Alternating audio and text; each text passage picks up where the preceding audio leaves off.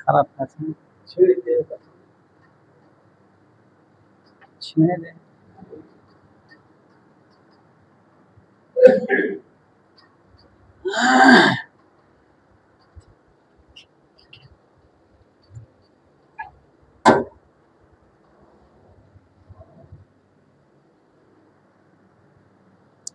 আসসালামু আলাইকুম ওয়া রাহমাতুল্লাহি ওয়া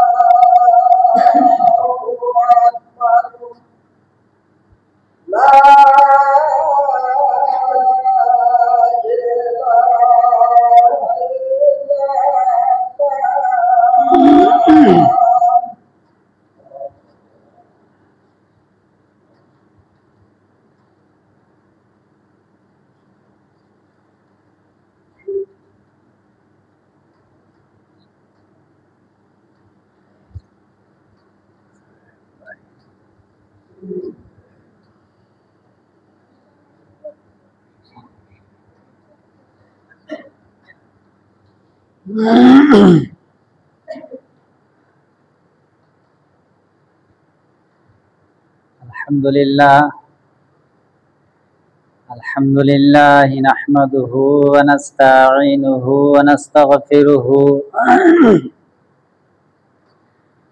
ওয়া নাউযু বিল্লাহি মিন শুরুরি আনফুসিনা ওয়া মিন সাইয়্যাতি আ'মালিনা মান ইয়াহদিহিল্লাহু ফালা মুদিল্লা লাহু ওয়া মান ইউদ্লিলহু ফালা হাদিয়া লাহু وأشهد أن لا إله إلا الله وحده لا شريك له وأشهد أن محمدا عبده ورسوله أما بعد فإن خير الحديث كتاب الله وخير الهدي هدي محمد صلى الله تعالى عليه وسلم وشر الأمور محدثاتها وكل محدثات بدعة وكل بدعة ضلالة وكل ضلالة في النار أرسله بالحق بشيرا ونذيرا ومن يطع الله ورسوله فقد فاز فوزا عظيما ومن يعصهما فإنه لا يضره إلا لنفسه أما بعد فأعوذ بالله من الشيطان الرجيم بسم الله الرحمن الرحيم قاف والقرآن المجيد بل عجبوا أن جاءهم منذر منهم فقال الكافرون هذا شيء عجيب أإذا متنا وكنا ترابا ذلك رجع بعيد قد علمنا ما تنقص الأرض منهم وعندنا كتاب حفيظ بل كذبوا بالحق لما جاءهم فهم في أمر مريج أفلم ينظروا إلى السماء فوقهم كيف بنيناها وزيناها وما لها من فروج والأرض مددناها وألقينا فيها رواسي وأنبتنا فيها من نخيل تبصرة وذكرى لكل عبد منيب ونزلنا من السماء ماء مباركا فأنبتنا به جنات وحب الحصيد والنخل باسقات لها طلع نضيد رزقا للعباد وأحيينا به بلدة ميتا كذلك الخروج كذبت قبلهم قوم نوح وأصحاب الرس وثمود وعاد وفرعون وإخوان لوط وأصحاب الأيكة وقوم تبع كل كذب الرسل فحق وعيد أفعينا بالخلق الأول بل هم في لبس من خلق جديد بارك الله لنا ولكم في القرآن العظيم ونفعنا وإياكم بالآيات وذكر الحكيم إنه تعالى جواد كريم ملك بر رؤوف رحيم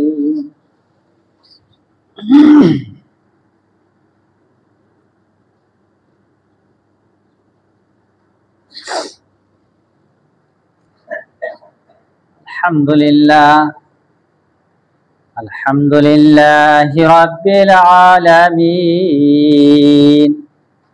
والصلاة والسلام على رسوله محمد وآله وأصحابه أجمعين أما بعد فقد قال الله تبارك وتعالى في كلامه المجيد وفرقانه الحميد بسم الله الرحمن الرحيم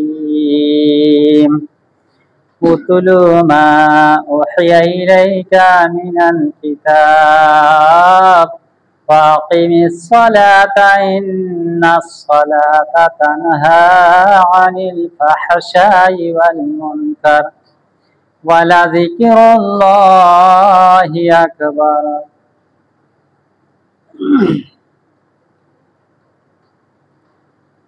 সম্মানিত উপস্থিতি, দিক বিদিক থেকে ভাড়া থেকে আগত অত্র মসজিদের মুসাল্লিয়ানে কেরামগণ, সর্বাগ্রে ফার্স্টে ওই মহান আল্লাহ পাক রব্বুল আলামিনের প্রশংসা, হামদ ও তারিফ ও বড়াই বয়ান করি যে আল্লাহ তাআলা আমাদেরকে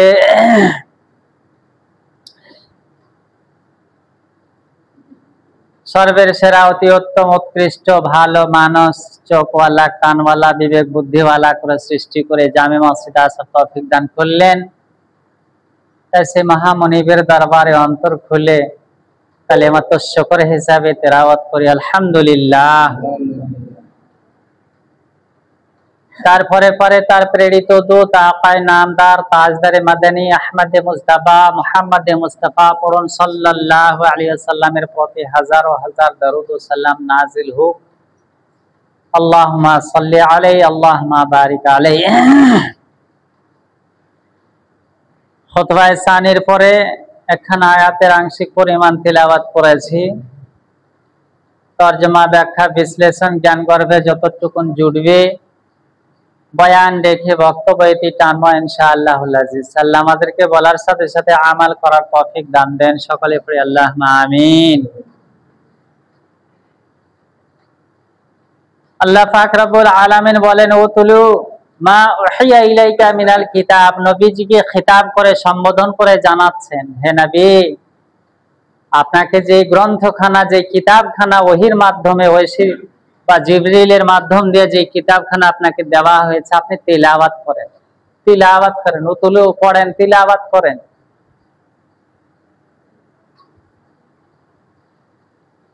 কোন কিতাবখানা দেওয়া হয়েছে আমরা সকলেই জানি। কিতাবখানার নাম দেওয়া হয়েছে আল কোরআনুল কারীম, আল কোরআনুল মাজিদ। কালামুল্লাহ নামে আমরা চিনি। নবীজি কালামুল্লাহ পড়তেন, তার উম্মতদেরকে পড়বার হুকুম নির্দেশও দিয়েছেন। আপনি হাদিসে ঢুকবেন, আপনি পাবেন খায়রুকুম মান তাআল্লামাল কোরআন ওয়া আল্লামাহু।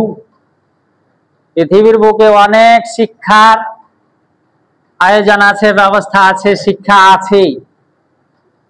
ওইগুলোকে আল্লাহ পাক রব্বুল আলামিন গুরুত্ব, মাহাত্ম, আহমিয়ত বা ফজিলত না দেখাতে গিয়া একমাত্র স্পষ্ট করে দিলেন হাদিসের মাধ্যম দিয়ে। আজ হে দুনিয়ার মানুষেরা, হে আমার উম্মতেরা, দুনিয়ার ক খ এ বি সি ডি কা খা গা ঘা হিন্দি, বাংলা, ইংরেজি পড়াশোনা করতে গেলে একটাও নেকি পাওয়া যাবে না। ভবিষ্যতে এই কিতাব পড়ে আখিরাতে নাজাতের জারিয়া হবে না। যদি জারিয়া হয়, যে কিতাবখানা পড়ে, সেই কিতাবখানার নাম হচ্ছে আপনার এই আল কোরআনে কারীম। আপনি মাস্টার ডিগ্রি, আইএ, বিএ বিভিন্ন রকমের ডিগ্রি পাস করে নেন, আল্লাহ পাক রব্বুল আলামিনের রাসূল বলেন না যে ওটা খায়ের তালিম, ভালো তালিম, উন্নত মানের তালিম, আল্লাহর কাছে মনোনীত তালিম, ওটা তালিম নয়, গ্রহণযোগ্য ওটা তালিম নয়। খায়রুকুম মান তাআল্লামাল কোরআন ওয়া আল্লামাহু, যে ব্যক্তি কোরআনের শিক্ষা গ্রহণ করলো, ওয়া আল্লামাহু, নিজে শিখলো, শিখার পরে অপরকে শিক্ষাটা দিল। নিজে কোরআন পড়া শিখলাম, অপরকে দিতে লাগলাম। এই লোকটাকে আল্লাহ পাক রব্বুল আলামিনের রাসূল বলেন, এই লোকটা হচ্ছে আমি আল্লাহ রাসূলের কাছে মাহবুব, ভালো, প্রিয়। আমার কাছে যদি মাহবুব হয়ে যায়, ভালোবাসা হয়ে যায়, তো নিশ্চয় অবশ্যই আল্লাহ পাক রব্বুল আলামিনের কাছেও এই লোকটা মাহবুব হবে, ভালোবাসা। এই কোরআনে কারীম তিলাওয়াত করতে গেলেই আল্লাহ পাকের নবী বলেন, এই কোরআনে কারীমের একটা অক্ষর যদি কেউ তিলাওয়াত করে, তবে তার পক্ষ থেকে একটা হরফের বিনিময়ে তাকে 10 নেকি দেওয়া। হরফ কাকে বলা হয়? আল্লাহ নবী ওই হাদিসটাতে উল্লেখ করে দিয়েছেন, আলিফ লাম মিম। ভাবছো কি এটা একটা হরফ? না, আলিফ একটা হরফ, লাম একটা হরফ, মিম একটা হরফ। আলিফ, এই আলিফ লাম মিম যালিকাল কিতাব, এই আলিফ যেমনি আমি তিলাওয়াত করলাম, পড়লাম, তেমনি আমার খাতাতে নেকির পাল্লাতে 10 নেকি উঠে যাওয়ার যোগ্য হয়ে গেল।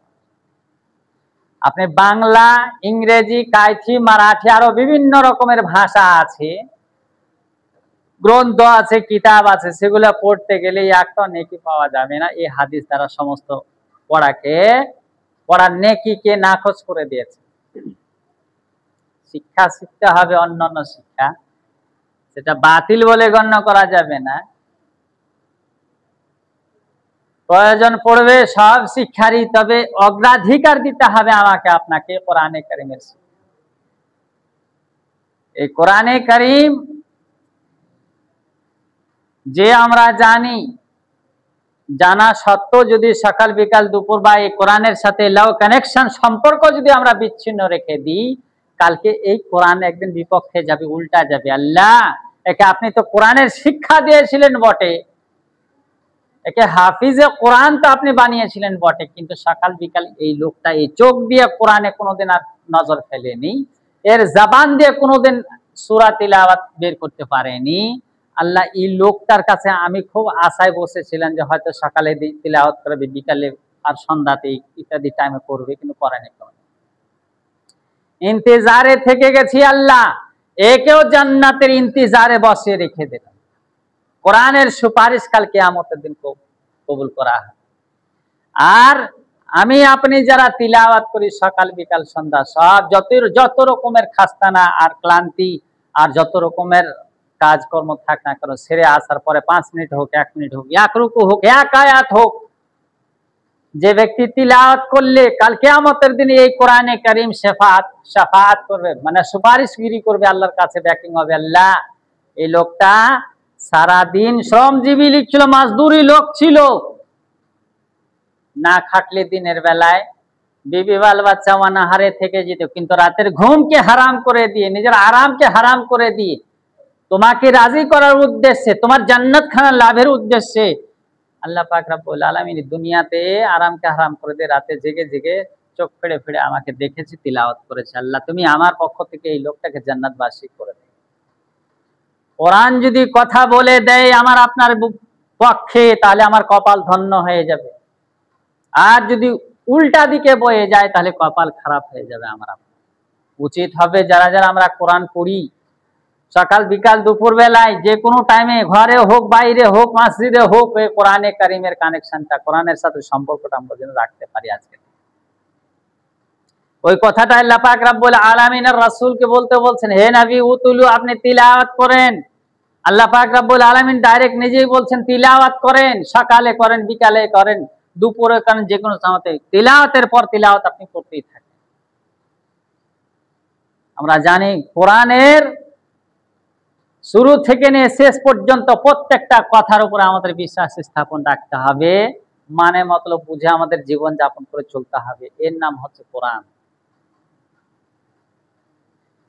তারপরে বললেন আল্লাহ পাক রব্বুল আলামিন, ইন্নাস সালাওয়া আকিমিস সালাত, হে নবী আপনি নামাজ কায়েম করেন, নামাজ পড়েন। নামাজ পড়তে লেগেছেন আল্লাহ নবী, নামাজ পড়েছেন। নামাজ পড়ার ইতিহাসগুলো, ঘটনাগুলো আমরা হাদিসে শুনেছি, পড়েছি। আল্লাহ নবী নামাজ এমন ভাবে পড়তেন, পা ফুলিয়ে দিতেন। জিজ্ঞেস করতেন এক পর্যায়ে সাহাবায়ে কেরামগণ, বিবিগণ জিজ্ঞেস করতেন, ইয়া রাসূলুল্লাহ, আপনি মাসুম, বেগুনাহ, আপনি তো নিষ্পাপ, আপনার তো কোনো গুনাহ খাতা নেই, অথচ এত নামাজ পড়ার প্রয়োজনটা কি? উত্তরে আল্লাহ নবী বলতেন, আফালা আকুনা আবদান শাকুরা, আমি কি আল্লাহর প্রশংসা করনেওয়ালা, আল্লাহর শুকরিয়া জ্ঞাপন করনেওয়ালা বান্দা হয়ে যাব নাকি, যে আল্লাহ আমাকে এত বড় নিয়াজ ও নিয়ামতের দেওয়ার ওয়াদা অঙ্গীকার করে দিয়েছেন, আমাকে এত বড় ফ্যাসিলিটি দিয়ে দিয়েছেন, আমাকে মাসুম বানিয়ে রেখেছেন।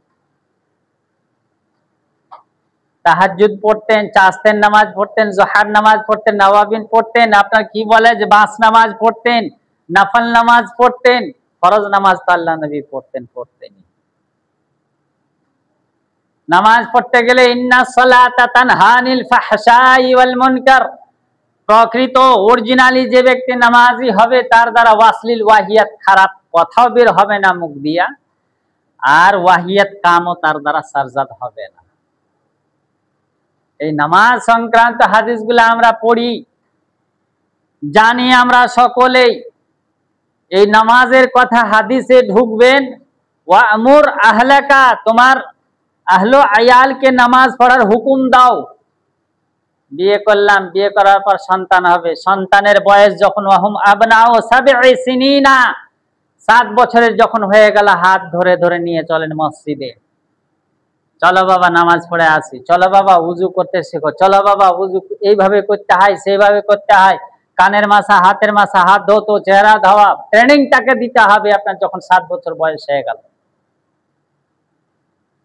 আর ওয়াজরিবু হুমা, তাদেরকে শাসন গর্জন দিতে হবে, মারা পিটানি করে নামাজ পড়া দিতে হবে। ওয়াহুম আবনা আশরা সিনিনা, যখন সে 10 বছরকার হয়ে যাবে।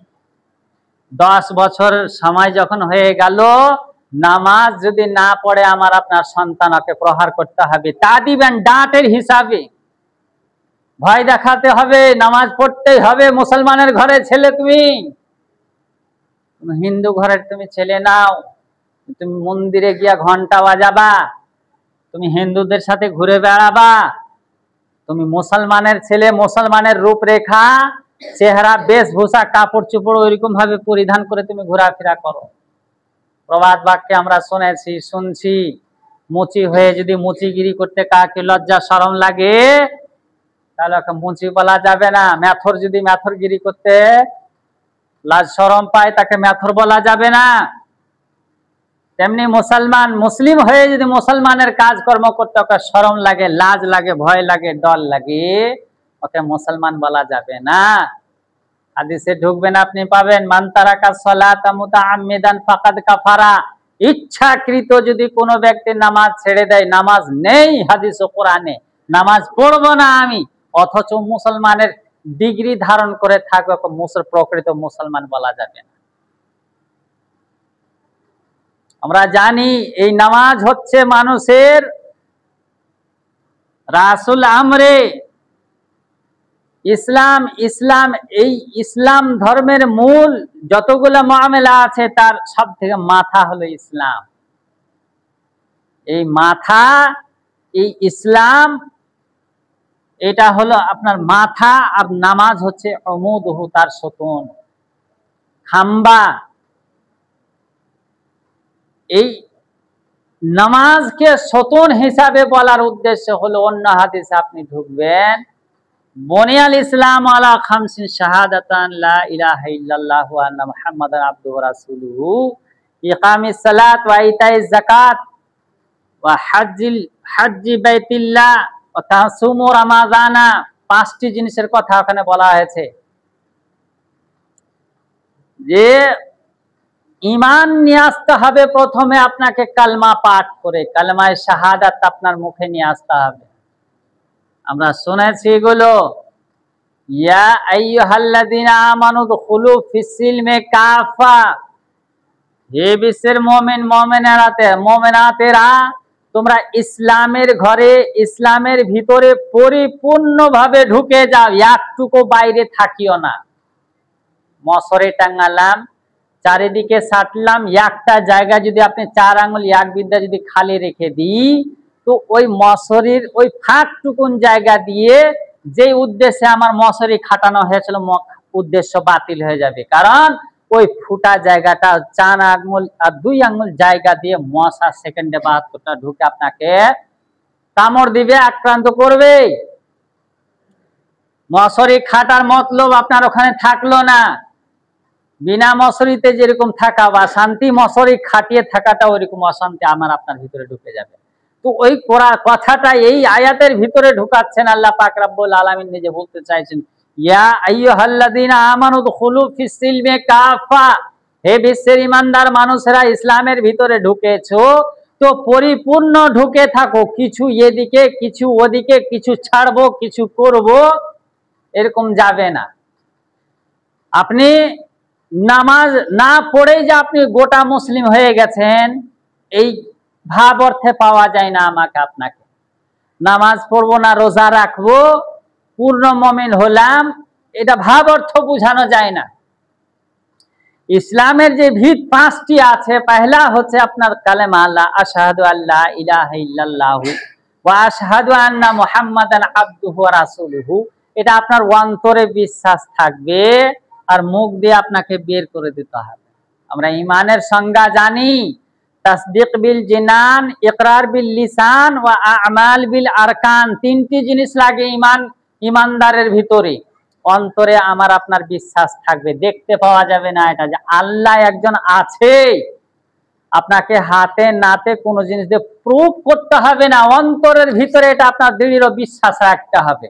অন্তরে যেমনি বিশ্বাস হয়ে গেল, মুখে আপনাকে স্বীকারোক্তি দিতে হবে, আশহাদু আল্লা ইলাহা ইল্লাল্লাহু আশহাদু আন্না মুহাম্মাদান আবদুহু ওয়া রাসূলুহু।